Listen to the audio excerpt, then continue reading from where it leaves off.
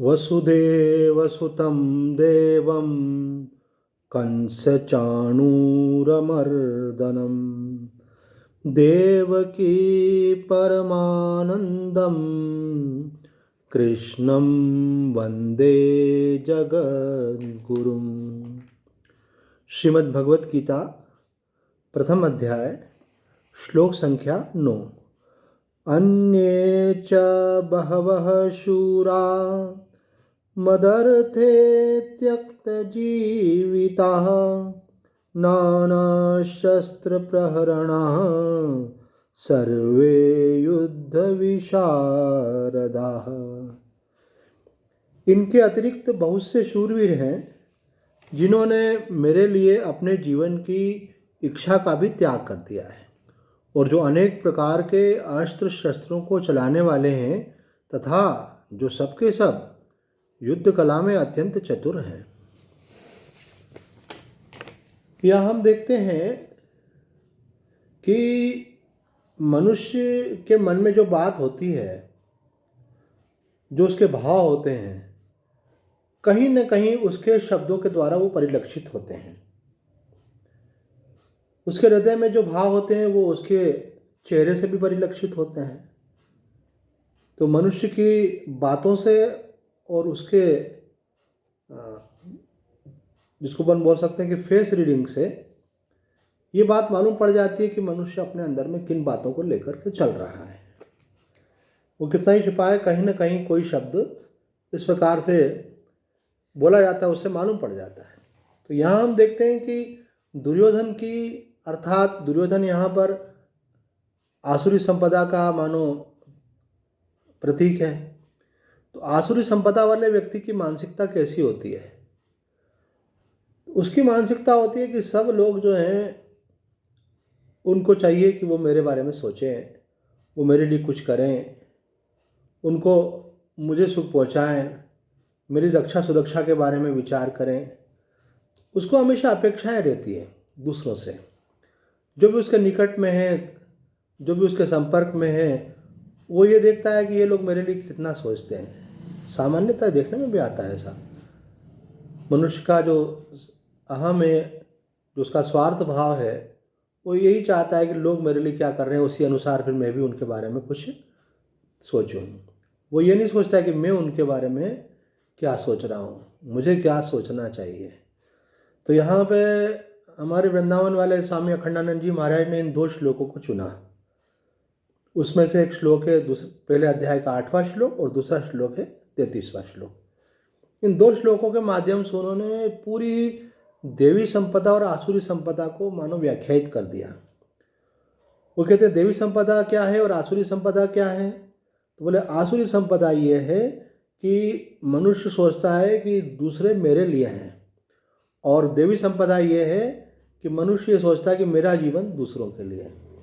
अब थोड़ा आप ध्यान दीजिएगा और दोनों को कंपेयर कीजिए। ये 9वां श्लोक जो है पहले अध्याय का, इसमें दुर्योधन कह रहा है अन्य च बहवः शूरा मदर्थे त्यक्त जीविता, कि इनके अतिरिक्त बहुत से शूर हैं जिन्होंने मेरे लिए अपने जीवन की इच्छा का भी त्याग कर दिया है। मेरे लिए दूसरे जो हैं वो भी साधारण लोग नहीं हैं। अस्त्र शस्त्र चलाने में बड़े कुशल, युद्ध कला में कुशल ऐसे जो लोग हैं उन्होंने, कई बार आदमी को इस बात का भी एक बड़ा ईगो रहता है कि ऐसे लोग मेरे साथ जुड़े हुए हैं जो विशेष सामर्थ्य से युक्त हैं। और केवल जुड़े हुए ही नहीं है, यहाँ तो बात यह है कि वो मेरे लिए जीवन का भी त्याग करने को तैयार हैं, इसलिए युद्ध में आ गए हैं। अब मेरे लिए ये शब्द यहाँ पर है। और अब अर्जुन को देखिए, तो पहले अध्याय के ही 33वें श्लोक में अर्जुन की बात आती है।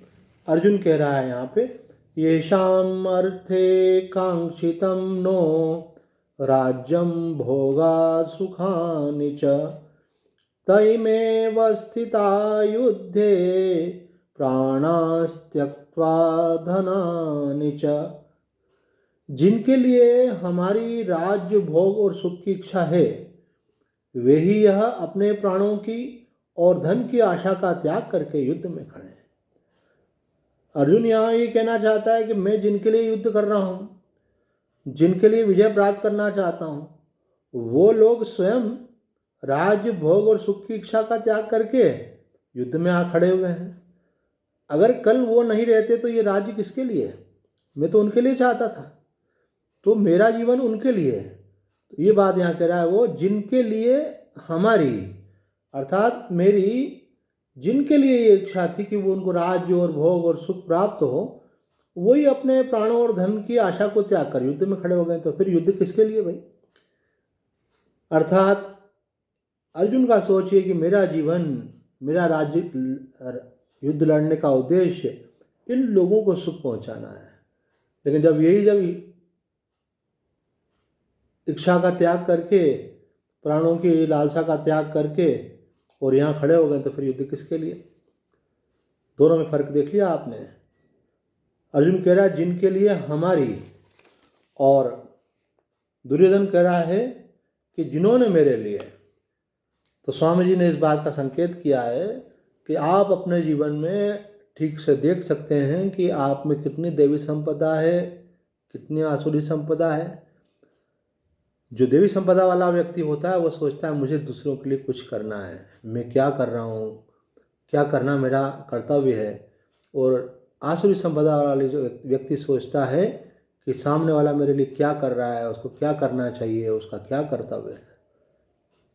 ये सारे झगड़े जो है ना इसी बात के हैं कि मनुष्य जो है अपने अधिकार का प्रयोग करना चाहता है, कर्तव्य पर उसका ध्यान नहीं है। अगर हर मनुष्य अपने कर्तव्य का पालन करने लगे तो सामने वाले का अधिकार स्वतः पूर्ण हो जाएगा। हम सोचते हैं बेटे का मेरे प्रति क्या कर्तव्य है, पत्नी का मेरे प्रति क्या कर्तव्य है, समाज का, राष्ट्र का मेरे प्रति क्या दायित्व है। हम ये नहीं सोचते कि उनके प्रति हमारा क्या कर्तव्य है। अगर ये हमारे मन में आ जाए और उसको हम अच्छी प्रकार से करने लगे तो संसार में कहीं कोई समस्या रहेगी नहीं। तो हमने समझ लिया मेरा की भावना जो है वो आसुरी संपदा है और तेरा की भावना जो है वो देवी संपदा है। आज इतना ही कहकर अपनी वाणी को विराम देते हैं। ओम पूर्णमद पूर्णमिदं पूर्णात् पूर्णमुदच्यते पूर्णस्य पूर्णमादाय पूर्णमेवावशिष्यते। ओम शांति शांति शांति।